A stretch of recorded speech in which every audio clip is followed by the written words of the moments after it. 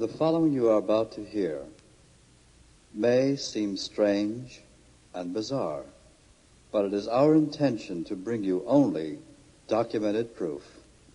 The general public is unaware of the fact that for the past 200 years, fires of revolution have been smoldering beneath the whole structure of civilization.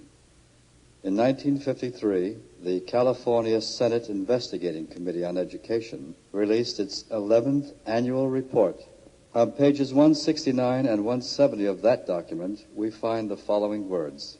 Quote, "So-called modern communism is apparently the same hypocritical and deadly world conspiracy to destroy civilization that was founded by the secret order of the Illuminati in Bavaria on May 1st, 1776.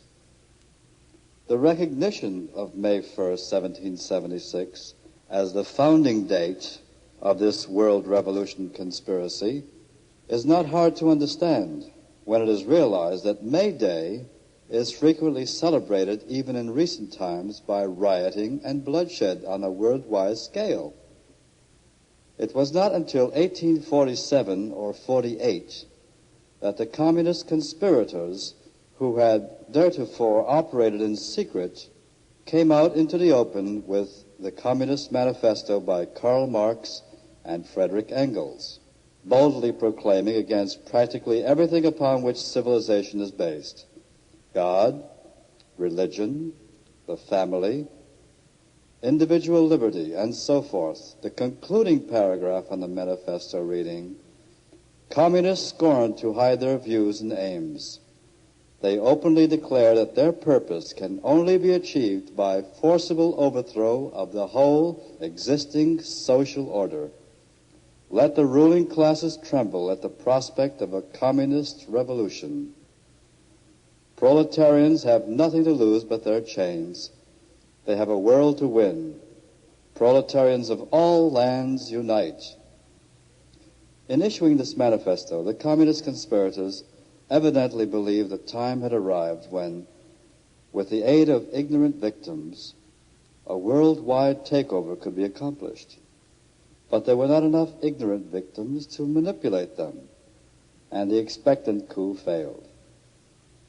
The conspirators thereupon conceived a plan for the future of supplementing the long-established secret conspiracy in existence since 1776 with an unremitting public campaign for victims among the ignorant of all nations. And in an attempt to hide from view the underlying hypocritical conspiracy existing since May 1st, 1776, it was decided that in such public campaign, the Manifesto of 1848 should be heralded as the founding date of communism, and Karl Marx falsely proclaimed as its author. So wrote the elected members of this California State Senate Committee in 1953. Here and there, lone voices have been raised to alert the world to the imminent dangers from this satanic conspiracy of the forces of darkness. Their voices have largely gone unheeded, and even many leaders of the so-called anti-communist movement have failed to grasp the staggering realities of this conspiracy within the conspiracy.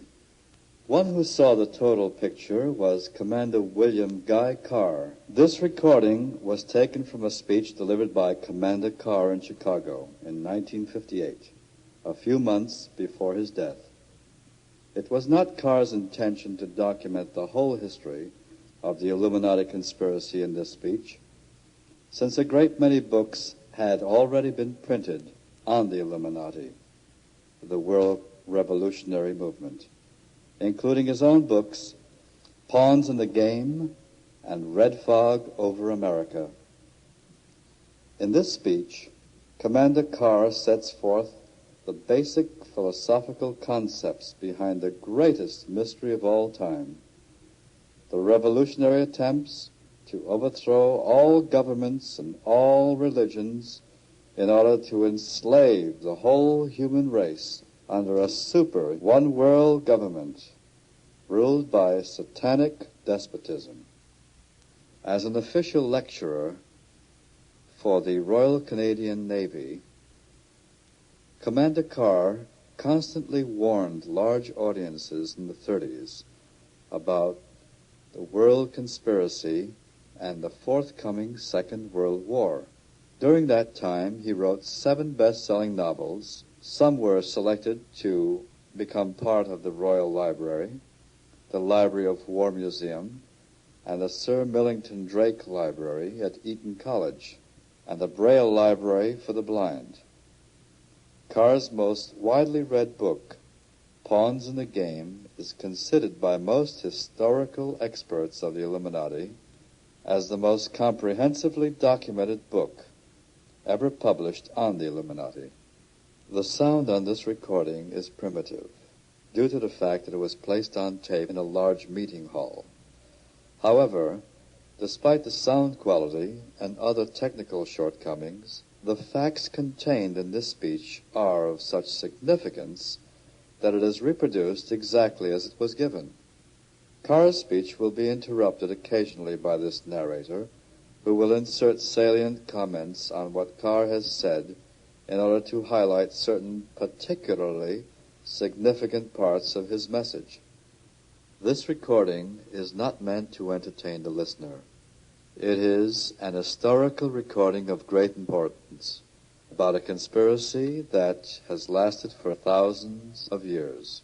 Numerous books have been written on the subject of the Illuminati, and it has been referred to by such men as George Washington, John Adams, and Abraham Lincoln.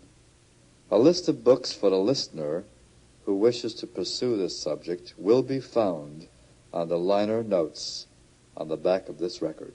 I would like to present to you a speaker that has given much of his life for the welfare of humanity and to study the things that are going on in the world revolutionary movement.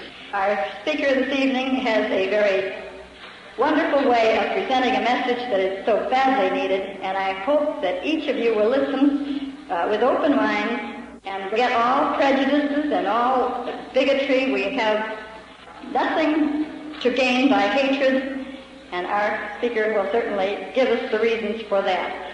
And so at this time, we're very happy and proud to present the Commander William Guy Carr from Canada.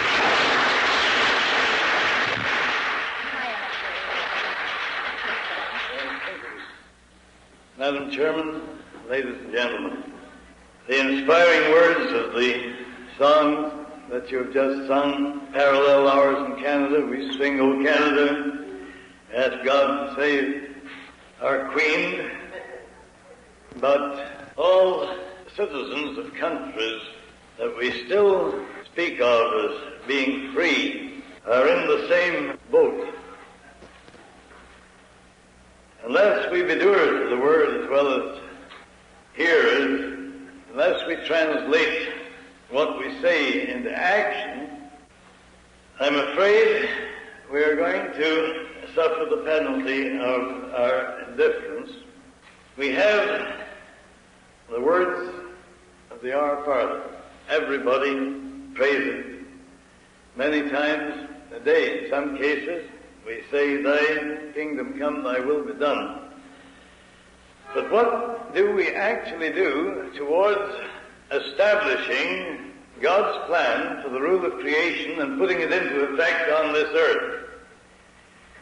If we had, during the last 2,000 years, put those words into effect, the Luciferian conspiracy could not have developed to where it is today in its semi-final stage. Adam Weishaupt, who is a doctor of canon law at Ingolstadt University, revised and modernized the age-old conspiracy, and then reorganized the Illuminati and organized the Grand Orient Lodges to be their secret hiding place. These brilliant-minded men consisted of men of all walks of life, scientists, military leaders, economists, educationalists, encyclopedias, and so on. That is where the word illuminati is derived from. They are undoubtedly brilliant-minded men.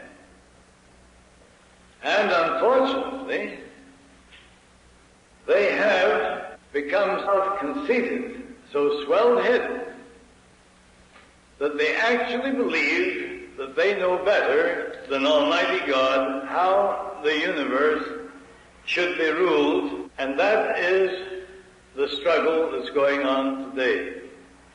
If we stop and finish revising the age-old conspiracy and modernizing it, on May 1st, 1776, he said that communism, Jacobinism, Nazism, world federalism, political Zionism, and any and all other organizations that had internationalism or a one world government as their ultimate aim were to be organized, financed, directed, and controlled by the members of the Illuminati. The Illuminati, down through the ages of time, have always made provision to elect and select those who are to succeed them from their own immediate entourage. They are children of well-bred families whom, because of the fact that they show exceptional mental achievement, are highly educated and thoroughly trained to serve the purpose of those that direct the world revolutionary movement. These youngsters, when they are going through college and university, don't realize why they are being showered with grants and scholarships and all the rest. They become strongly attached to those that finance their education and then place them into exceptionally remunerated positions. And it is useless to deny the fact that after these brilliant-minded young men have been educated under the tuition of men that represent themselves as one-worlders, that they are fully qualified to act as specialists, experts, and advisors behind the scenes of our government. Thus it is through these men, whom we term agentur, that the governments of your country and mine, since way back in history, have been made or advised or pressured into accepting policies that have always ended in recurring wars and revolutions. Because the principle on which the Luciferian conspiracy is based is the ability to keep secret their plans, and for the Illuminati and their agentur to keep dividing the world's population into opposing camps in ever-increasing numbers, so that they can be armed, and after they are armed, they are built up to more or less equal in strength. We call that in military terms balance of power. And after that has been done, the Illuminati invariably produce the incident which will cause the opposing sides to fight and destroy each other, while those that foment the wars and revolutions reap the financial benefits and sit back on the sidelines, patiently waiting for the day when all governments and religions will have been destroyed as world powers. Westoff said that when this point is reached, then, for the first time, they will make known to the masses the pure light of the true doctrine of Lucifer and impose it with satanic despotism. What Weishaupt said in the 1700s, the latter part of the 1700s, Pike, General Albert Pike, confirmed in the latter part of the 1800s. Pike, with the aid of Giuseppe Mazzini, worked out the military blueprint which would cause the world to be involved in wars and revolutions until, to use his own words, only two world powers remained, and those two were to be the people controlled by the leaders of atheistic communism and those that subscribed to the Christian religion.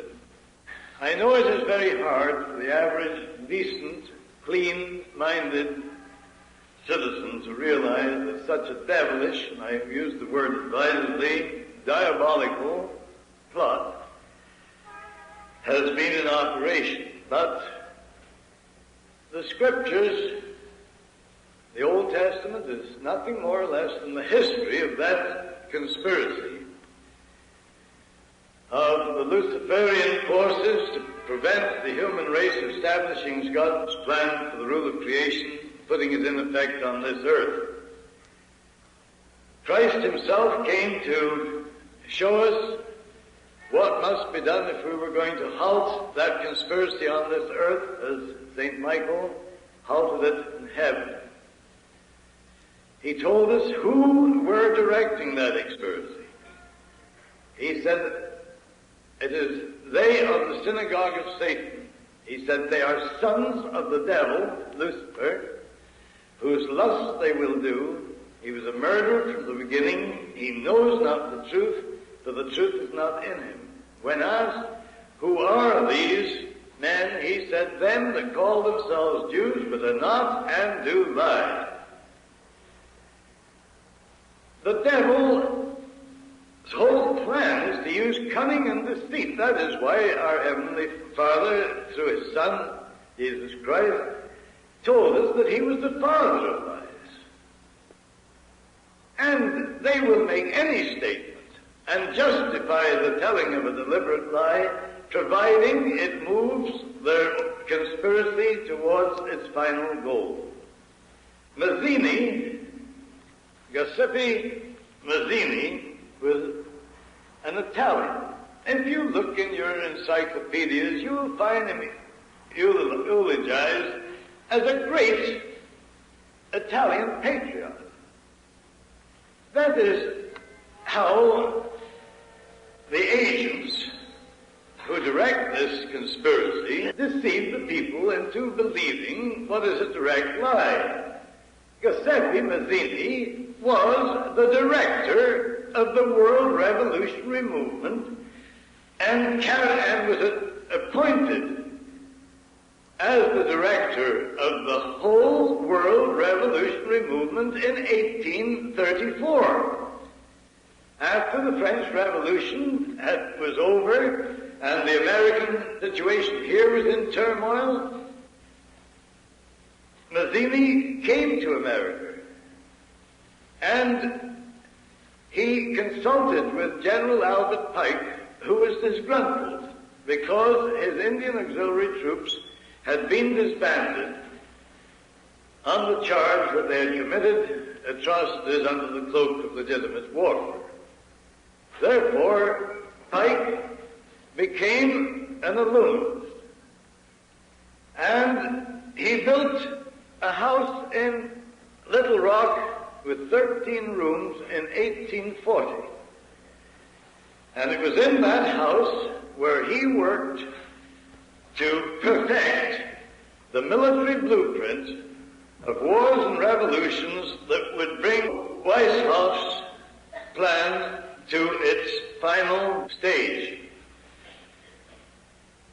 The blueprint called, first of all, for the putting into effect of Weishaupt's plan to create international atheistic communism, and then use it as the Illuminati's destructive force to help them destroy all existing governments and religions. I know it hurts when the truth of history reveals that men who have been built up by false propaganda into national heroes are proved to be feet of clay. But what is true of some of your statesmen and politicians in the past is equally true of ours in Canada and those of Britain. Since the turn of the 19th century, since 1801, there has hardly been a prime minister in England or Canada or a president in this United States, with the exception of Lincoln, who wasn't under the control of the Illuminati. I explained briefly this afternoon how Weishoff's plan was made known by an act of God. The German author Zwack, Z-W-A-C-K, had laboriously put these revised protocols together, and so that they would be safe and to guard against all being destroyed at one time. Copies of this document were placed in different parts of the world. I explained that Professor John Robison, Professor of Human Psychology of Edinburgh University and Secretary of the Royal Society, when touring Germany and visiting the University of Frankfurt and Ingolstadt, had been asked to guard a copy of the secret document. He was not informed as to their nature, but he did place them in safekeeping. And after the plot had been revealed by the act of God, and the Bavarian government had published the horrible details of this international plot, Professor Robison unlocked this strongbox in which he had kept them and found that the documents he had confirmed everything that the Bavarian government had published in 1786. I told you that while Weishoff's courier was riding on horseback from Frankfurt to Paris with a copy of this precious document, infamous document, for the information of those Illuminists and Jacobins who had been entrusted with developing the French Revolution, which was scheduled to break out in 1789, Almighty God struck him dead as he rode through the village of Ratisbon. The courier was struck by lightning. And the Bavarian police found this document on the courier's body. Realizing its importance, the serious nature of it, they turned it over to the Bavarian government, who in turn had the police raid all Weishoff's Grand Orient lodges and the homes of those who were known to be connected with him in the order and sect of the Illuminati. The evidence thus obtained confirmed the document as being genuine, and it was published in 1786 under the title, The Original Writings of the Order and Sect of the Illuminati. Copies of this document were sent to the heads of church and state throughout Europe. But such was the power of those experts, specialists, and advisors who had been infiltrated behind the scenes of government that they persuaded the crowned heads of Europe and the heads of church to ignore the warnings by telling them that it was part of a huge hoax, and if they took any notice of it, they would be brought into ridicule. When this plot was discovered, the Bavarian government closed the lodges of the Grand Orient, outlawed Professor Weishaupt and disbanded the Illuminati. And with the devilish cunning with which they are inspired, Weishaupt pretended that the plot had come to an end and that he had become reconciled with God. But the word God can apply equally to Lucifer as it does to the Supreme Being that we worship. And that is why people are continually being deceived by the double talk of these people. Now, when the pressure had been put on the Illuminati in Europe, Thomas Jefferson, who was one of Weishaupt's great admirers, transferred the direction of the plot from Europe to America. I know that that's hard to take, but remember, we cannot judge Jefferson or any of those with whom he became associated. He may honestly have believed that only a one-world government would bring an end to continuing wars and revolutions. Or he may, and only he and his maker know it, have become a member of the order and sect of the Illuminati. It would appear that the latter is what happened. As 1789, Professor Robinson, whom I referred to before, published a book entitled Truth of a Conspiracy to Destroy All Governments and Religions. And in that book, and there are copies of the book right here in the United States at the present time, carefully guarded. This book has recently been reprinted and is included in the book list on the back of this record. John Robinson, who was himself a high-degree Mason, considered it was his duty to expose the Illuminati and their secret intentions, and he risked his life to publish that documentary. So in 1789, he gave warning that the Illuminati had infiltrated into Masonic lodges in the United States and had created a secret society within a secret society. Now, let it be clearly understood that I am not making any charges whatsoever against the Masonic orders of the Scottish, or the Blue Rights, or anybody else, because I know only too well that it is a rare occasion if even a 32nd or 33rd degree Mason suspects that higher than that is this secret power that infiltrated into their organization. Now, to give you some additional proof to show how these conspirators work, on July the 19th, 1798, David A. Tappan, president of Harvard University, warned the graduating class regarding the influence Illuminism was having in American politics and religion.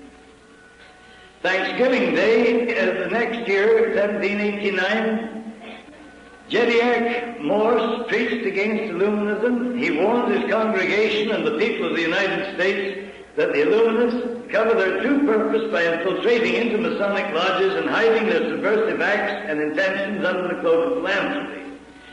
In 1799, John Cousins Ogden exposed the fact that Illuminists in New England were indefatigably engaged in destroying religion and government in America under fiend regard for their safety. In 1800, John Quincy Adams opposed Jefferson to the presidency of the United States. Adams had organized the New England Masonic lodges. He wrote 3 letters to Colonel William L. Stone exposing Jefferson's subversive activities. The letters referred to are, or were, on exhibition in the Rittenhouse Square Library of Philadelphia only a few months ago. They are credited with having enabled John Quincy Adams winning the presidency. In 1826, Captain William Morgan took it upon himself to inform all other Masons how and why the Illuminati were using their lodges for subversive purposes. The Illuminati delegated one of their members, Richard Howard, to execute Morgan as a traitor. Morgan tried to escape to Canada, but was captured at the border and murdered. Richard Howard reports to a meeting of the Knights Templars in St. John's Hall, New York, how he had executed Morgan. Arrangements, according to Elaine, were then made to ship Howard back to Liverpool in England, and the incident caused such indignation on the part of the Masonic fraternity that their records prove that as a result of this incident, thousands of Masons seceded from the northern jurisdiction. Since I published that in last issue's News Behind the News, the grandson of one of the men that led that revolt in some way got hold of a copy, and he went to the trouble of sending me copies of the minutes that his grandfather had taken, or his great-grandfather had taken at the meetings that dealt with that very subject, so that I would have additional evidence of the proof of what I'm telling you. In 1829, I just tell you these things because it shows how this conspiracy moves year by year and right up to the present day. In 1829, an English illuminist named Fanny Wright. You might wonder at a person of the female sex being mixed up in this thing, but the Grand Orient Lodges and the councils of the New and Reformed Palladium Rites organize what they call councils of adoption. That is the female organization that work hand in glove with the Illuminati. This woman lectured to selected groups of Illuminists in the new Masonic temple which had been built in New York. She explained the Luciferian ideology regarding free love and sexual liberty. She also informed the American Illuminists it was intended to organize atheistic communism for the purpose of furthering their own secret plans and ambitions. Among those who were delegated to put this phase of the conspiracy into effect was Clinton Roosevelt, Horace Greeley, and Charles Dada. Nobody had ever heard the word communism used generally at that date. As a matter of fact, the word communism was not put into common use until after Lenin and Trotsky usurped power in 17 from the Mensheviks who had fought the Russian Revolution. It was only then that the word communism became into common use. I want you to mark these things very carefully. In 1841, Clinton Roosevelt published a book called The Science of Government Founded in Natural Law. That book embodies Weissaup's pattern of a one-world UN-type dictatorship. Clinton Roosevelt was a direct ancestor of Franklin Delano Roosevelt. Roosevelt, Greeley, and Dada organized the Locofoco Party in 1834 to cover the real purpose. They organized the first labor movement in the United States the following year, and then covered their activities under the name of the Whig Party. And the money that they raised by these activities was used to finance none other than Karl Marx to write the Communist Manifesto in Das Kapital in Soho, London, England. Karl Marx was the nephew of a Jewish rabbi, but he defected from Judaism. He was baptized into the Christian religion, and he was a hater of the Jews. He was no more an atheist than what I am. But he wrote that document so that he could get people who had lost their faith to join the Communist Party and allow themselves to be used to further the secret plans of the Illuminati. While Karl Marx and Engels were writing the Communist Manifesto, a German professor of the name of Karl Ritter of Frankfurt University was actually employed by the Illuminists, writing the antithesis of the communist ideology, so that the Communist Party and the anti-Communist Party could be used to divide the world's population into opposing camps and bring about World War I. Professor Karl Ryder was succeeded after his death by Nietzsche, who completed his work. As early as 1776, Russia had been designated as the empire which was to be destroyed and turned into the stronghold of atheistic communism. But the historians that teach in your universities and in your colleges don't say anything about that. What I'm telling you are historical facts. I'm not giving you my own opinions. They can be checked in your national archives, in the British Museum of London, England, and in the Vatican libraries, and have been checked. When Giuseppe Mazzini was brought in contact with Pike, the two worked on this military plan to divide the countries of the world into opposing camps, and World War I was to be used to enable them to overthrow the powers of the Tsar and turn Russia into the stronghold of atheistic communism. In 1887, Pike and Lemmy, who had succeeded Mazzini as the director of the World Revolutionary Movement, Lenin succeeded Lemmy. Decided that political Zionism was to be organized by Herzl and then used for two purposes. First of all, to create the State of Israel, and secondly, to enable the Illuminati to foment World War III, using the differences between the Israeli and the Arab Mohammedans to serve that purpose. The plot also required that after World War I had turned Russia into the stronghold of atheistic communism, communism was to be built up in strength by the leaders of our so-called democratic countries until it equaled in strength in every respect the united Christian world, and then it was to be contained.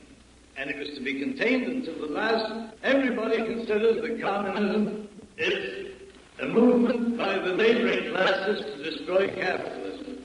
Nothing could be more ridiculous.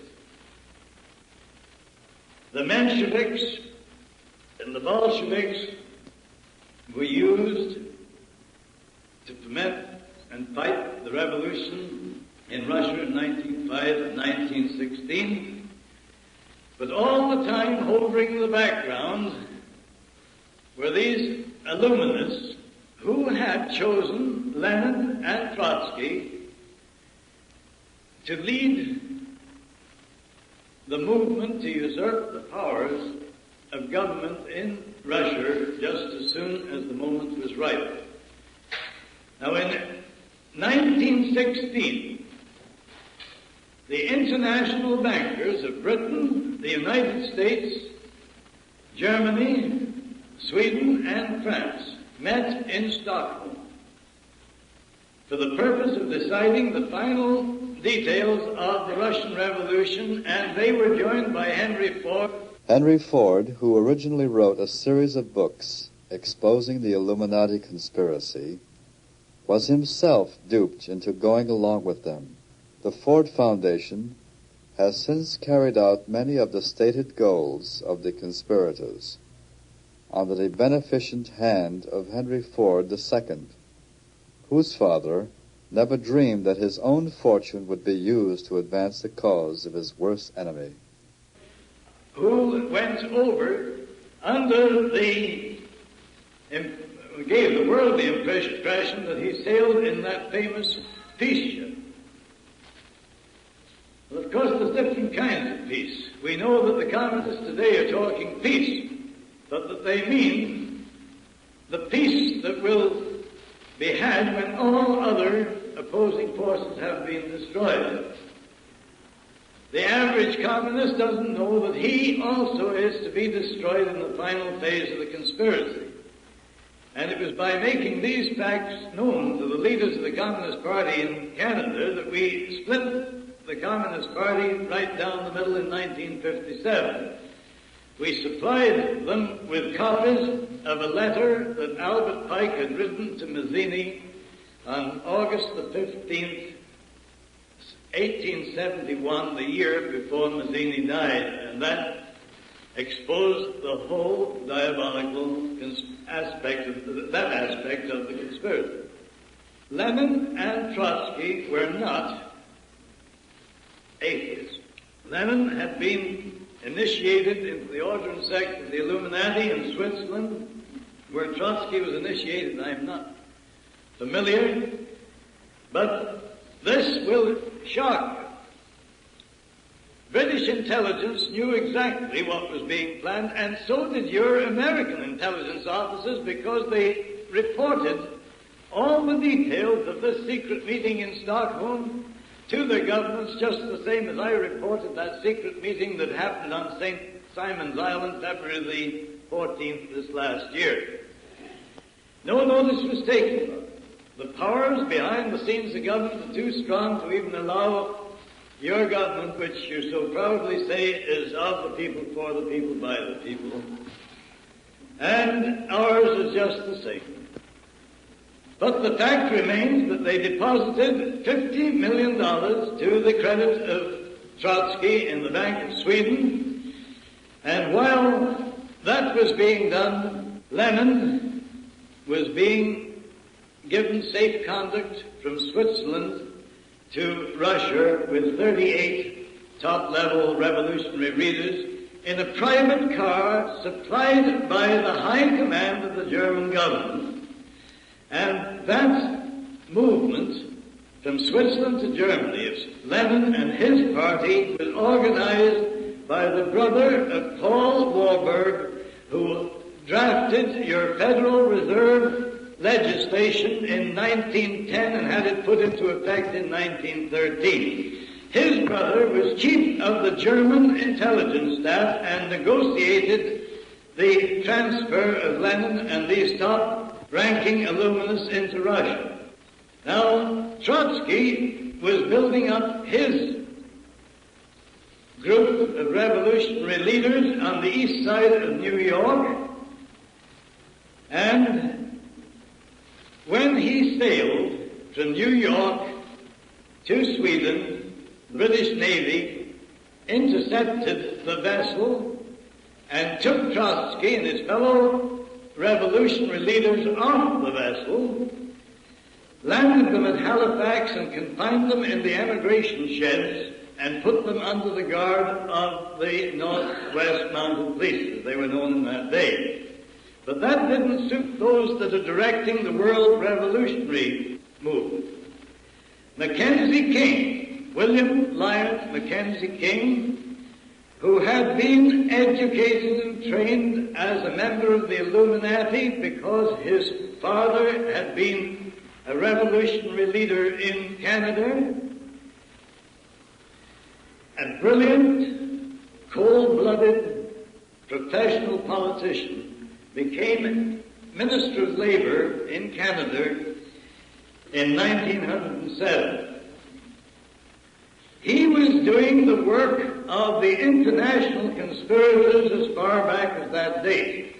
When World War I broke out, or was about to break out, Mackenzie King retired from the Canadian government and took the position as head of the Rockefeller Department of Public Relations.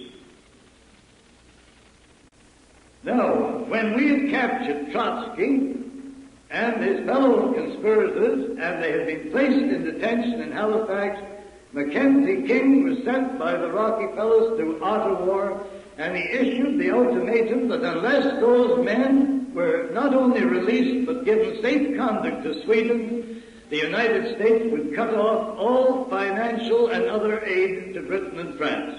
President Woodrow Wilson, who said time and time again, "I will not let our boys die on foreign soil," was a stooge of Colonel Edward Mandell House, an errand boy for the hierarchy of the Illuminati in America, the Rockefellers, Bernard Baruch, Jacob Schiff, etc.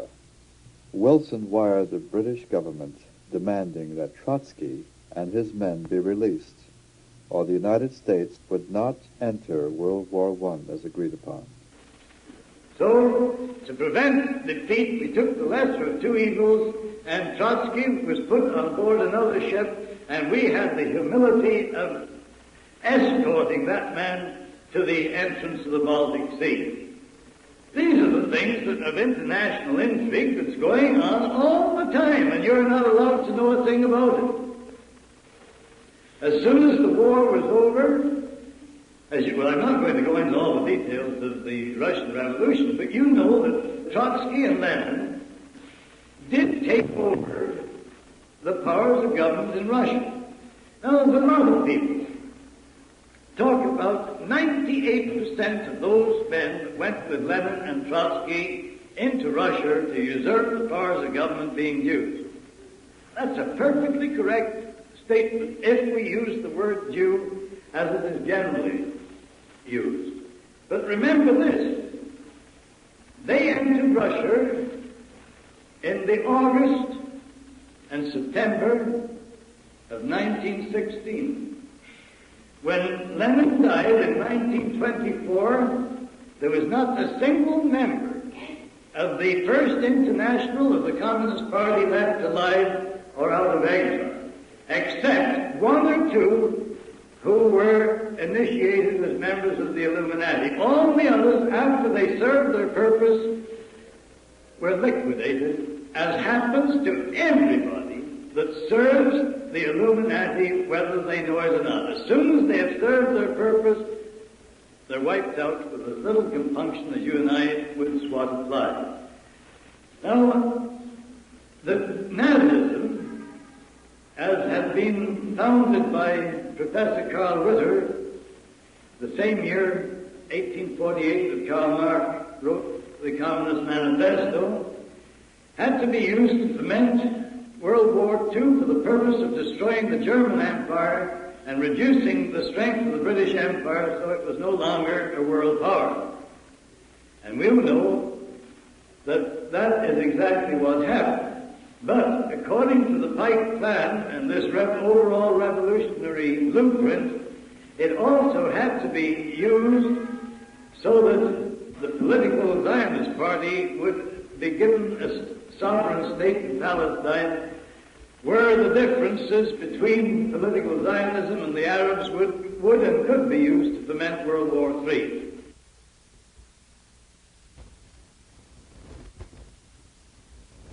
The Treaty of Versailles was deliberately written in such a manner that it facilitated those who were directing the world revolutionary movement of starting World War II when they thought the time was right. You'll find all kinds of documentation in there, secret messages passing between the heads of your government and ours. And let me tell you this, some friends of mine, high-ranking British officers, and some of your own countrymen, did everything within their powers to try and prevent World War II breaking out. They knew the details of this conspiracy as I'm explaining it to you. They went to Prime Minister Chamberlain and they told him that if he allowed World War II to break out into a hot and shooting war, that it would be continued until Britain had been destroyed as a world power. They even convinced Chamberlain of the truth of their statements. And that is why he went to Munich and came back with his umbrella and a piece of paper saying peace in our time. But then Chamberlain was maneuvered into a position where he had to declare war to keep the promise to the Polish people over the Karler incident. But you know that the first months of that war, we referred to it as a phony war. Chamberlain and the Premier of France had agreed that they would not bomb any German targets other than strictly military targets. That didn't suit these bloodthirsty international gangsters. That was too slow. So they gave orders that Chamberlain had to be got rid of, and Chamberlain didn't know what to do. He told Commander Ramsey, a very highly decorated officer in Army intelligence, and a man who was a member of Parliament for Peeblesshire in Scotland, he said, if you will only get me definite evidence of what is going on behind the scenes, he said, I will put a stop to this war. Ramsey approached a man in the American embassy, and he told him, if you will only give me copies of the secret correspondence and signals that was passing between Churchill and Roosevelt, and let me have them just long enough to show the Prime Minister, he says, we'll end this war. And that clerk, that cipher clerk, did as requested in the hope that by so doing he could prevent World War II being developed into the Holocaust that it was. That man was Tyler Kemp.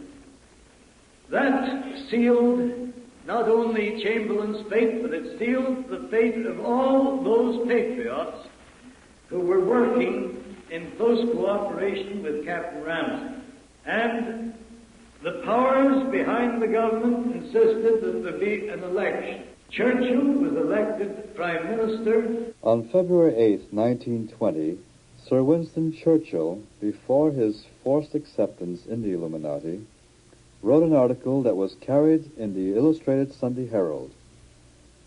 From the days of Spartacus Weishaupt to those of Karl Marx, he wrote, to those of Trotsky, Russia, Bela Kun, Hungary, Rosa Luxemburg, Germany, and Emma Goldman, the United States, this worldwide conspiracy for the overthrow of civilization and for the reconstitution of society on the basis of arrested development, of envious malevolence and impossible equality, has been steadily growing. It played a definitely recognizable role in the tragedy of the French Revolution. It has been the mainspring of every subversive movement during the 19th century. And now at last this band of extraordinary personalities from the underworld of the great cities of Europe and America have gripped the Russian people by the hair of their heads and have become practically the undisputed masters of that enormous empire. The 12 o'clock of the day of May the 12th, that he was elected Prime Minister, he gave the Royal Air Force orders that they were to bomb open towns and cities in Germany that night. At midnight, he broke the previous Prime Minister's promise with the French President that would not do that. At midnight on that same day, he had the secret police that nobody knew were even in existence in England raid the homes of 400 and some odd patriots, including admirals of the British Navy, and they took them and their wives out of their beds in the middle of the night and locked them up in Brixton prison without a charge or opportunity for trial, and they kept them there for 4.5 years. I'm not telling you a fairy tale. I'm quoting historical facts. The people of England have never been allowed to know that yet, and yet I have Admiral Sir Barry Donville, with whom I am in constant correspondence, and I served with his brother in the First World War on the same ship, and I know every detail of everything that happened about that. Admiral Donville was one of the finest and most capable British admirals that our country produced. He was the greatest fighting admiral that we had. in the First World War. He fought and won more engagements in and around the Bight of Heligoland than any other British admiral. He was 4 times decorated by the King with the highest honors that could be conferred on him, and after the war, he was put in charge of all naval establishments and then made Director of Naval Intelligence. Admiral Donville told me that he was 58 years of age before he began to suspect that the secret power that seemed to be able to cause our governments to adopt policies that led to their own destruction was the Illuminati. After World War II had served its purpose, and Nazism had been used to serve the purpose of the Illuminati, those who had directed the war on the German side were ordered liquidated. But so that it would be made look legal and nice, we had the Nuremberg trials, where they were legally murdered. Now, anybody that served in a high-ranking position in your Navy, the Canadian Navy, or the British Navy, knows that we have to obey orders. And those orders are given by the politicians, the civilians. Admiral Bacon, one of our British admirals, had the courage to write to Mr. Churchill in the First World War and said, "Sir, fighting the enemy is a pleasure. Fighting you politicians is the damnedest headache a man could inflict on himself." That was what Admiral Bacon, who was one of these gruff old fellows, and he didn't give a continental cuss for all the politicians this side had hated. And he wrote that to Mr. Churchill. Now, as a result of the Second World War, the United Nations was formed. Just one more step towards a one-world government. Your government gave recognition to Soviet Russia and was quickly followed by Britain. If you remember, the Bolsheviks became so powerful due to the aid we had given them that we had to fight a war of containment in 1919, 1920, and 1921. The conditions under which we fought the Bolsheviks was exactly the same as the conditions your troops and ours fought in Korea this last war. We were never allowed to give them a darn good licking. As soon as we just pushed them back and got them into where they were contained, then we had to stop. We weren't allowed to deliver the knockout blow. Good Lord, Bolshevism, or as we know it today, international communism, could have been absolutely wiped out in Russia between 1919 and 1921. But that wasn't in accordance with Weishoff's or Pike's plan. That plan said it had to be built up until it equaled in strength the whole of United Christendom. Now, is there any person in this audience can deny that during World War II, international communism was not built up until it equaled in strength the whole of United Christendom? What about Yalta, Tirana, Potsdam? Stalin took all they offered and asked for more. And because it suited the purpose of those directing international intrigue at the top, he got all he asked for. And those that were working with him, the three big men, thought Stalin was playing along with them. I think history will prove that Stalin went so far as to agree that FDR would be the first king despot. And when he double-crossed FDR after Yalta, that was the end of FDR. You want to ask some of your own intelligence officers if they'll open up. Thank God I never took the oath. I'd been working at intelligence work since way back in 1912. And on every occasion that I was brought into the intelligence department, I begged off taking the oath, and because there was no difference of opinion between my senior officers, Admiral S.S. Jones and these other admirals I've mentioned, they never required me to take the oath, and that's the only thing that let my tongue loose so I could speak.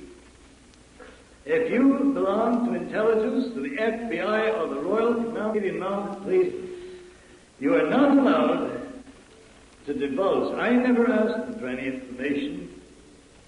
Working with a small, tight-knit group, we gave them all the information that came into our hands.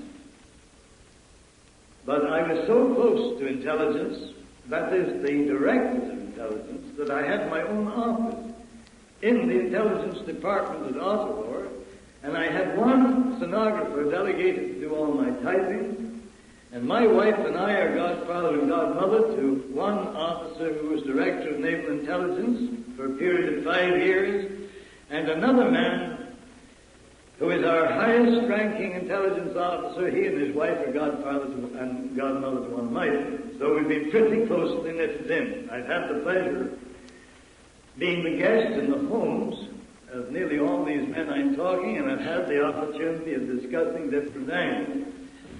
They are not in the habit of volunteering information, but if you ask them a direct question, all you have to do is to look into their eyes.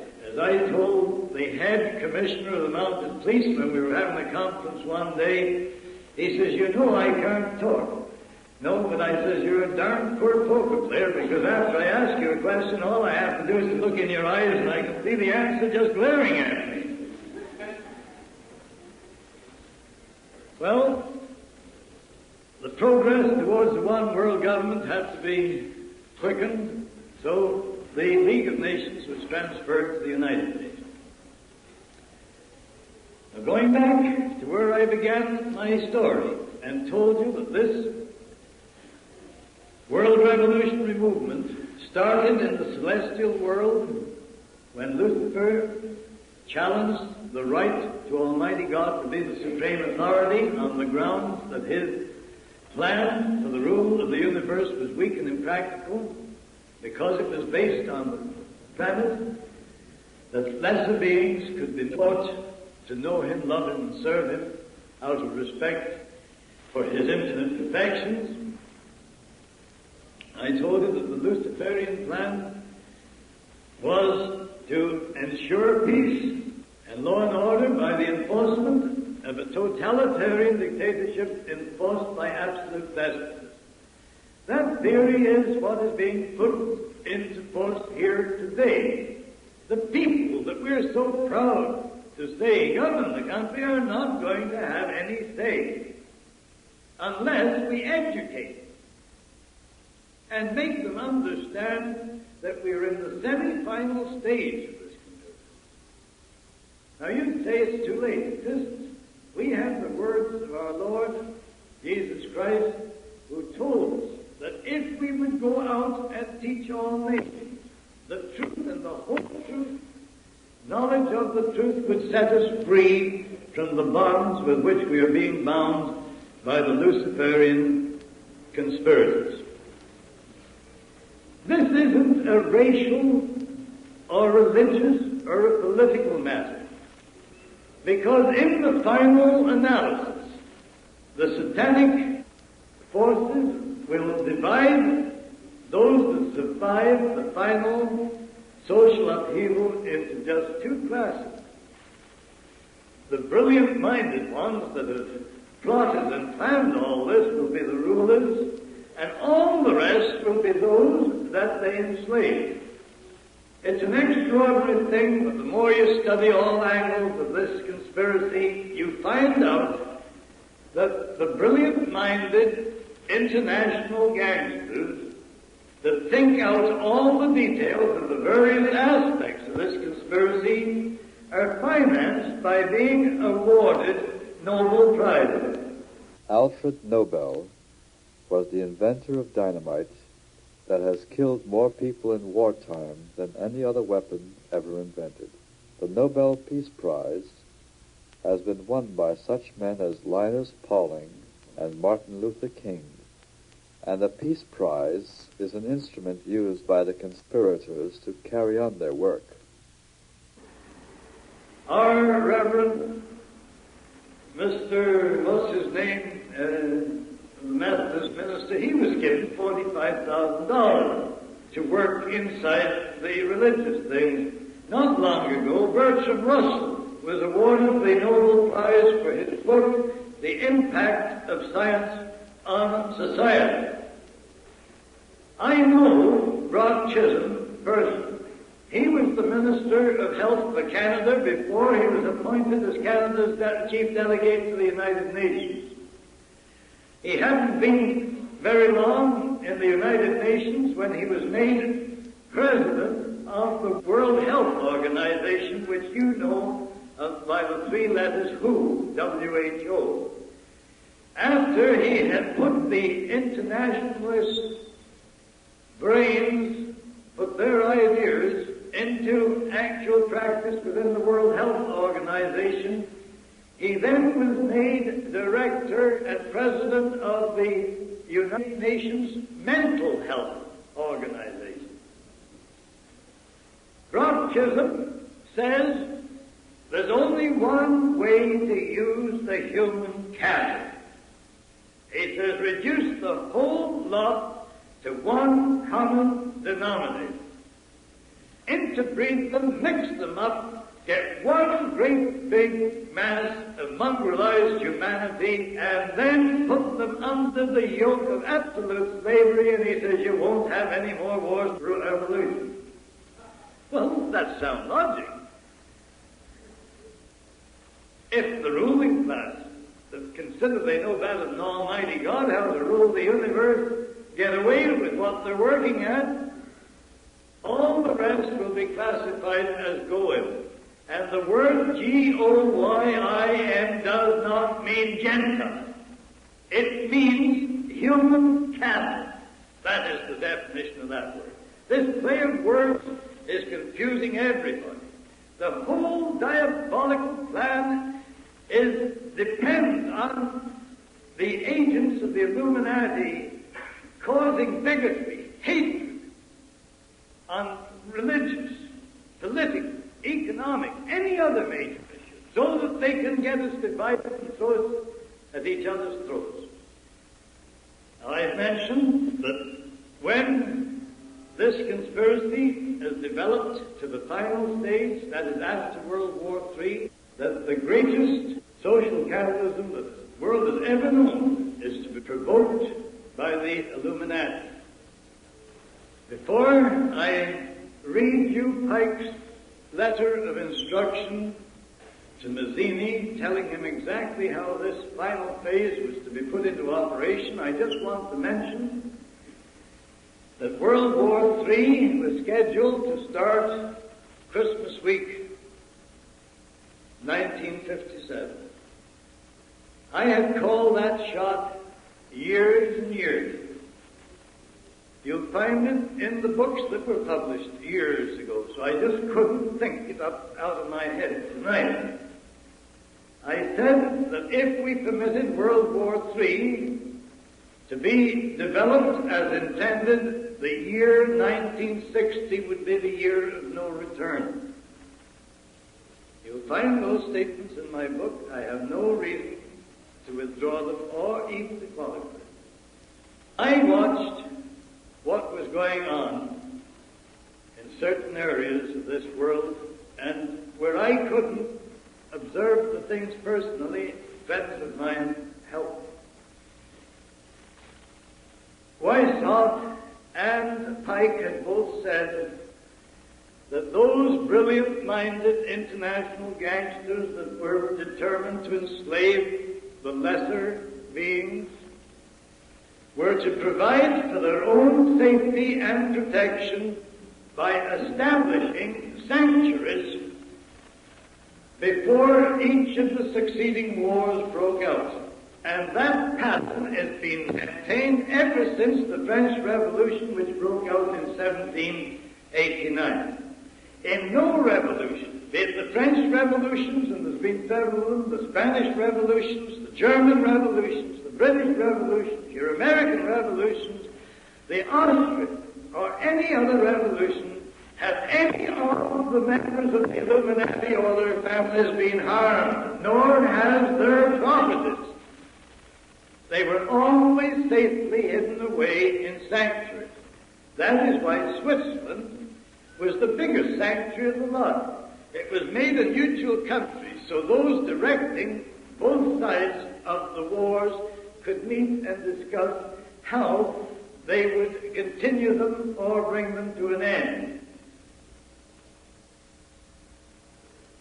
With the advent of the atomic bomb, they just didn't know what to do, because before they could let the masses use atomic weapons and nerve gas to destroy themselves in still greater numbers, they had to know what part of the earth's surface was safe for their own miserable hides. They couldn't afford to get contaminated with atomic fallout, or to be burnt with nerve gas, which means death. So what did they do? After the two bombs were exploded on Nagasaki and Hiroshima, they started a series of explosions all over the world. Britain, Soviet Russia, Australia, the United States, whose governments are all controlled at the top by these devils in human form. They popped off a bomb here, they popped off a bomb there, and they had their nuclear scientists all over the world measuring the atomic fallout so that they could find, if possible, places in which they could be perfectly safe while we were cutting each other's throats from ear to ear. It is not generally known, but Germany could have won World War II hands down. But they were not allowed. These illuminati, who were behind the government of Germany, had strict instructions that the German Empire and the Nazi Party were to be destroyed. And I defy any member of the American High Command to deny this statement. The German army had sufficient nerve gas stockpiled 2 years before the war ended to have wiped out the whole population of Britain, France, and the United States had they been allowed to use it. Now, nerve gas is the most lethal weapon. The satanic inspiration has enabled the mind of man to discover this. It is nothing more or less than the pure essence of fluorine gas. And it is so deadly and so devilish in its characteristics that if one single drop, even though it be highly diluted, comes in contact with the flesh of any living creature, it will travel along the nerve trunks and paralyze the breathing apparatus and thus cause death. There is only one antidote to that, and that is atropine. But atropine would have to be injected immediately the first strangling sensation was experienced, and you would have to keep injecting it until you could get out of the contaminated area and get further medical help. The members of the armed forces of your country and mine are being equipped with atropine outfits. But what about the civilian population? Now, one of the devilish features of nerve gas is this.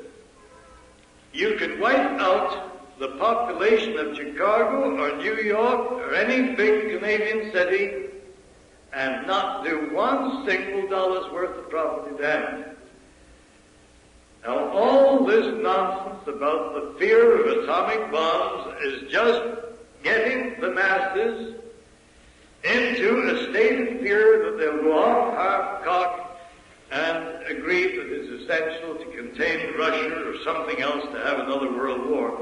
These men that have the wealth and the power in their hands and secretly administer that power behind the scenes of government are not going to destroy billions and billions of dollars worth of property when they can take over by using a few dollars worth of fluorine gas. They call it nerve gas because they figured it would interfere with their idea to promote fluoridation if the public got to know that nerve gas is nothing but the pure essence of fluorine gas in gaseous form.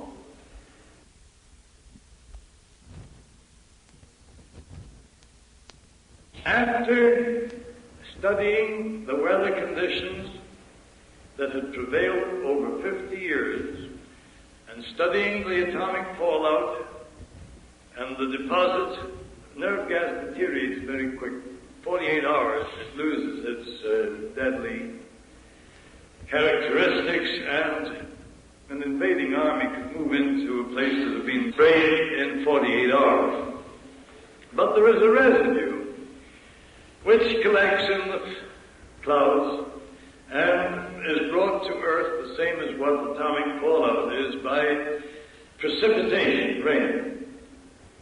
Now, in 1955, the year that I was starting to publish these two books, the scientists had reached the conclusion that one part of the world that was safe was that area bounded by southern Florida, the islands of the Caribbean Sea, and the British West Indies. As soon as that was secretly known, all the big multi-millionaires started the most intense building operations this country has ever known. The chairman of the Aluminum Company of America, Mr. Davis, bought 10,000 acres on the Isle of Pines and proceeded to turn it into one of the most luxurious hideaways where he and his top-level members of the Illuminati could live in peace and luxury while we were wiping each other off the face of the earth.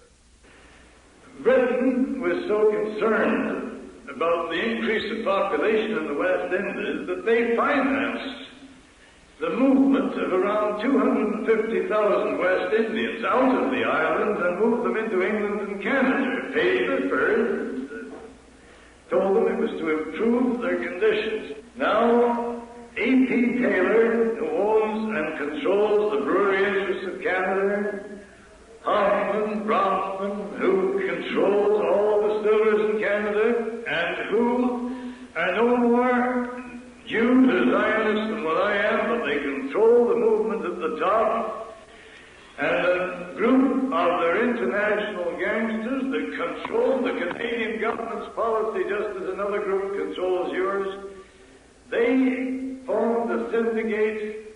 The first ante was $15 million, and they started to build palatial resorts throughout the West Indies and other islands of the Caribbean Sea.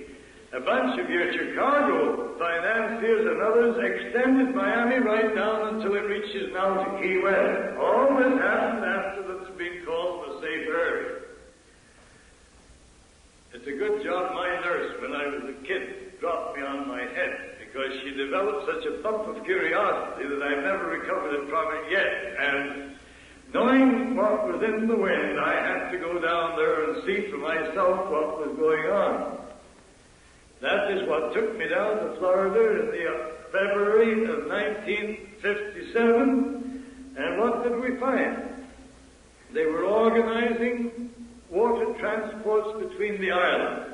They were taking cargo ship loads of preserved and tinned foods and stockpiling them throughout the area. They were building great big water condensers, so in case of drought or lack of precipitation, they can have the sea water turned into drinking water. Vining Davis was at the back of that reclamation program in which thousands and thousands of acres of marshland in Florida was drained and cultivated and tilled so it became fertile ground for growing what you call market vegetables, small fruits and vegetables.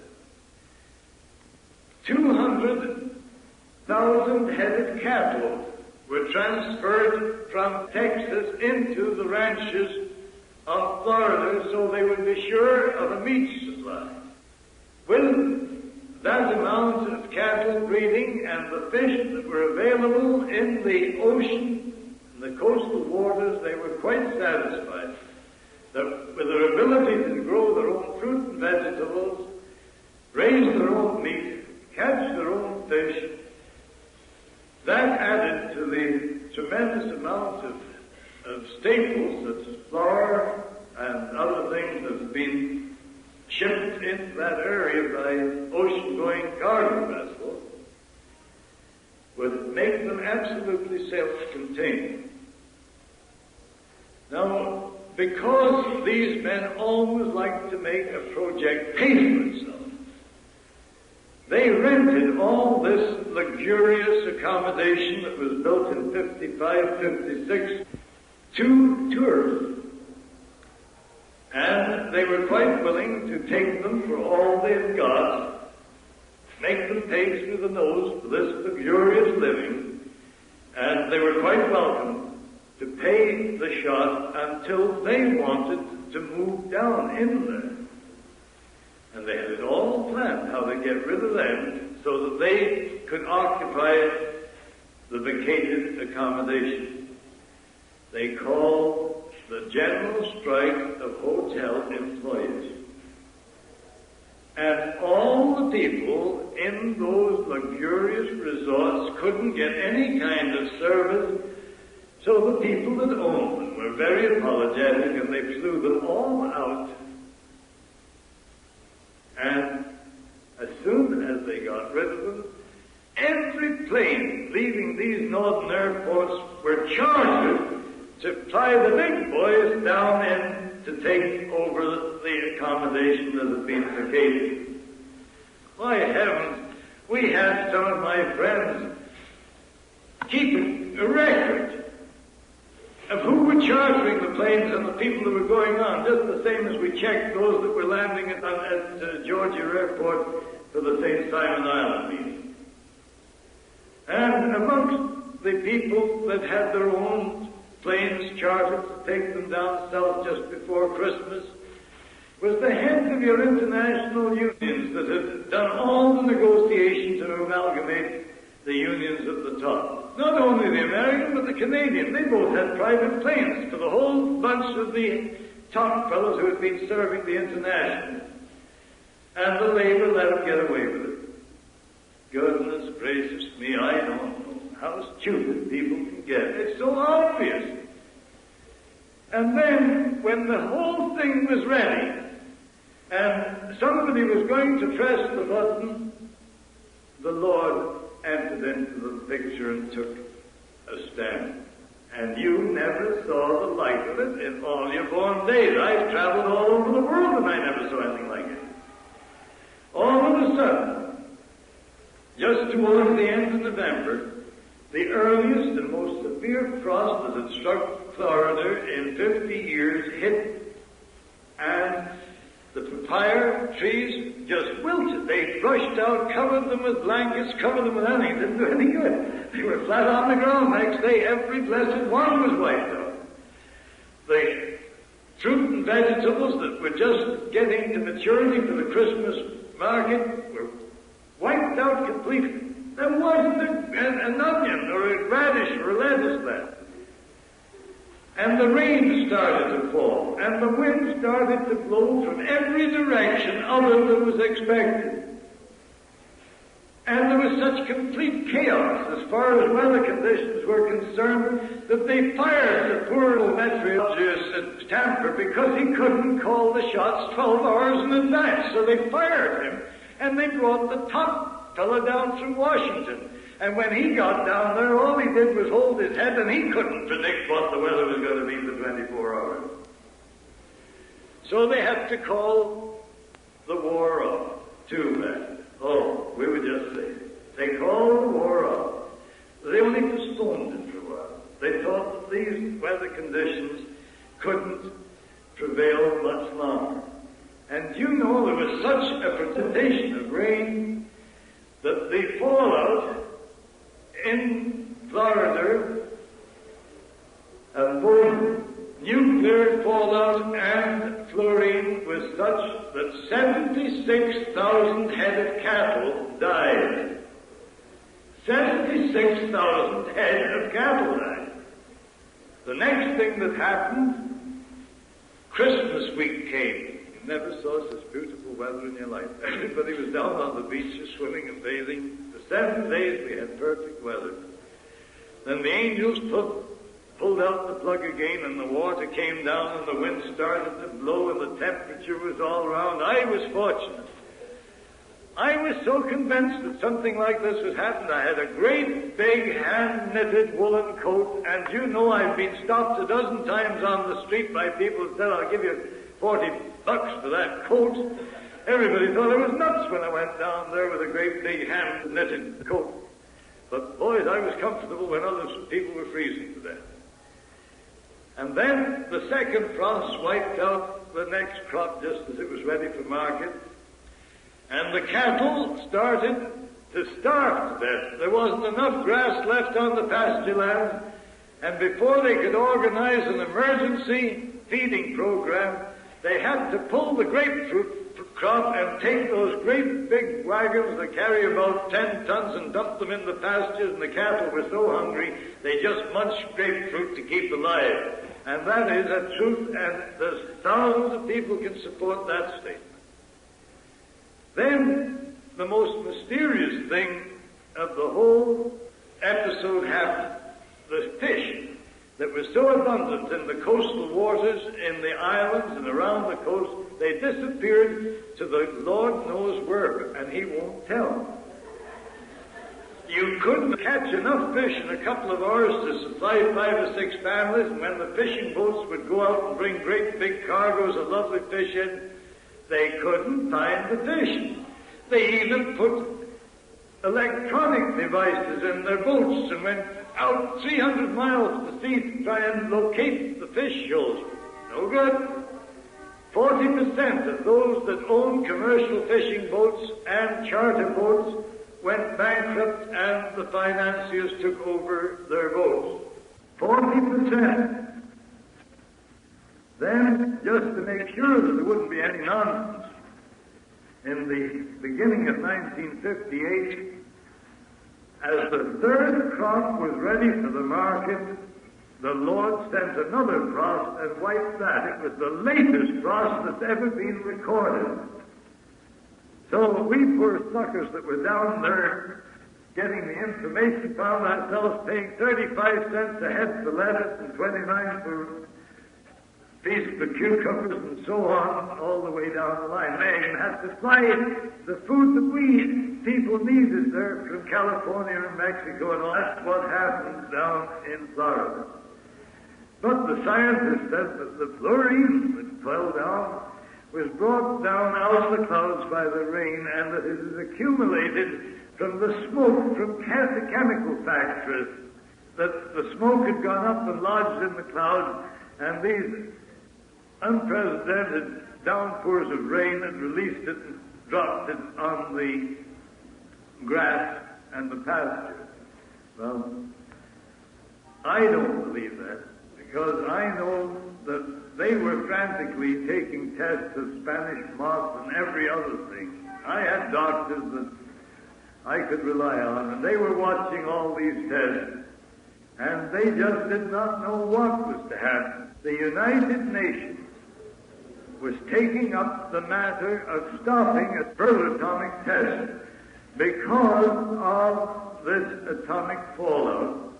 That is what's going on in this world. Now, we started to show that the conditions which we experience today started in the supernatural world are conducted by men who are inspired by the satanic forces. Their purpose is to prevent us putting God's plan into operation so His will can be done here in heaven and what have you today in the United Nations. God has been kicked out of politics, and the name of God is rarely used except as blasphemy or oath on the lips of foul-mouthed people.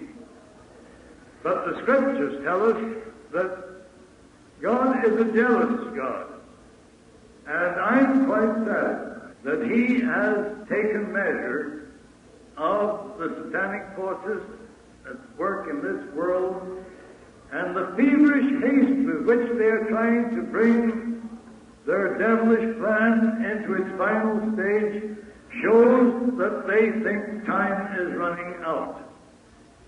Now, it's all very well saying, well, don't worry, God will look after us. God has a habit of helping those who help themselves. He told us that if we were hearers of the Word and not doers of the Word, it would avail us nothing. If the truth has been made known to us, it is our duty to pass that truth on to as many other human beings as possible. Because whether or not we can halt this devilish conspiracy before God has to intervene to save all flesh being destroyed or not, by making the truth known to our neighbors, we can at least open their eyes and make them realize what is going on so that they too can become the elect of Almighty God. That is the duty. We will not be judged according to the results that we achieve. We will be judged according to the amount of effort we put into serving His holy will during the term of our life on this earth. There, ladies and gentlemen, you have a picture. Now, I just want to read this in conclusion. Albert Pike, on August the 15th, 1871, wrote a letter of instruction to Mazzini, telling him what I have told you, and his concluding paragraph reads as follows: "We, the Illuminati, shall unleash the nihilist and atheist, and we shall provoke a formidable social catalysm which in all its horror will show clearly to the nations the effect of absolute atheism, origin of savagery, and the most bloody turmoil. Then everywhere the citizens obliged to defend themselves against the world minority or revolutionists will exterminate those destroyers of civilization, and the multitude disillusioned with Christianity, which will be from that moment without compass, that's direction, anxious for an ideal, but without knowing where to render its adoration, will receive the true light through the universal manifestation of the pure doctrine of Lucifer, brought finally out in the public view, a manifestation which will result from the general reactionary movement which will follow the destruction of Christianity and atheism, both conquered and exterminated at the same time." The word God is used by these Luciferians just the same as we use the word God. On July the 14th, 1889, Pike had to correct the beliefs of some of his leaders in the New Palladian life who were Satan worshippers. So he wrote this letter of instruction: "That which we must say to the masses, or the crowd, is we worship God, but it is the God that one adores without superstition. The Masonic religion should be, by all of us initiates of the high degrees, maintained in the purity of the Luciferian doctrine." Now I want to repeat Masons up to the 32nd and 33rd degree do not know about the details of this plot until recently, and therefore they cannot be blamed. In the original writings of the Order and Sect of the Illuminati, there are 9 paragraphs that deal with how Freemasonry and other secret societies are to be wiped out after the Illuminati have been established their leader, king, despot of the world. So they don't play any favorites. Everybody except their own little clique are to be either wiped out or subjugated. Lenin said it didn't matter if 75% of the world's population was liquidated as long as they controlled the other 25%. Referring to this God, what we say to the crowd is we worship God. But it is the God that one adores without superstition. I'll skip the next part. The Masonic religion should be, by all of us initiates of the high degrees, maintained in the purity of the Luciferian doctrine. If Lucifer were not God, would Adonai, whose deeds prove his cruelty, avidity, and hatred of men, barbarism, and repulsion for science, yes, Lucifer is God, and unfortunately, Adonai is God also. For the eternal law is that there is no light without shade, no beauty without ugliness, no white without black. For the absolute can only exist as two gods. Thus the doctrine of Satanism is a heresy, and the true and pure religion is belief in Lucifer, the equal of Adonai, but Lucifer, God of light, God of good, is struggling for humanity against Adonai, the God of darkness and evil. Now, the word Adonai is used to identify God by the Luciferian creed when it is being exemplified in the higher degrees of the Grand Orient Lodges and those of the New and Reformed Palladian Rites. There's the picture. I maintain that if the public can be educated to know the truth, public opinion can become such a force that it will become a greater power on this earth than any atomic weapon developed today. The only thing that those who, from their dark places and their secret hidings, fear is the truth. They fear the truth and only the truth. Some of their greatest leaders have said that if one man penetrates the secret and makes it known, their plans could be set back 3,000 years or destroyed completely.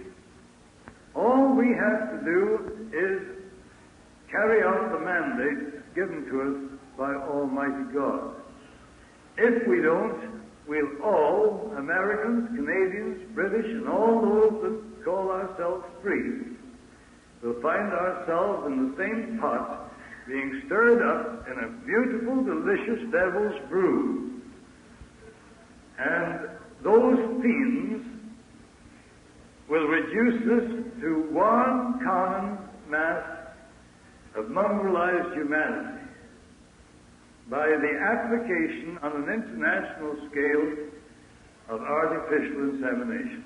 Bertram Russell, on page 49, 50, and 51 of his Nobel Prize-winning book, The Impact of Science on Society, says that less than 30% of the females will be selected for breeding purposes and less than 5% of the males.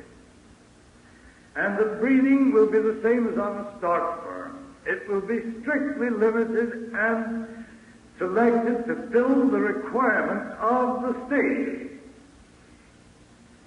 That's what we're facing. That's what is at the back of this integration and all the rest of it. They completely cover and disguise their foul intentions by putting a whole lot of little targets up so that we point our rifles and sight on those little targets and blaze away. And they don't care how many 1,000 rounds of ammunition we shoot at the targets they stick up, as long as they are safe behind the butts and we're not hurting them.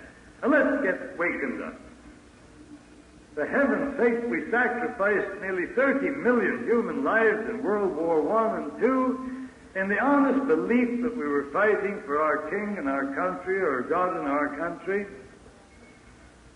And if we were willing to risk our lives on the battlefield or on the seas or in the air, surely to goodness the courage of the early martyrs hasn't disappeared completely. What are we afraid of? What's causing us? And those that are supposed to be leading us, particularly those in religion, why are we not told the whole truth so that we can use the intelligence that God gave us and decide as He intends us to do, whether we accept His plan and obey His law or literally go to the devil? A number of listeners may be interested in obtaining the various publications mentioned on this tape by Commander Carr. Pawns in the Game, Red Fog over America, and Proofs of a Conspiracy are all obtainable from Emissary Publications, 9205 Southeast Clackamas Road, Clackamas, Oregon, 97015. Thank you very much.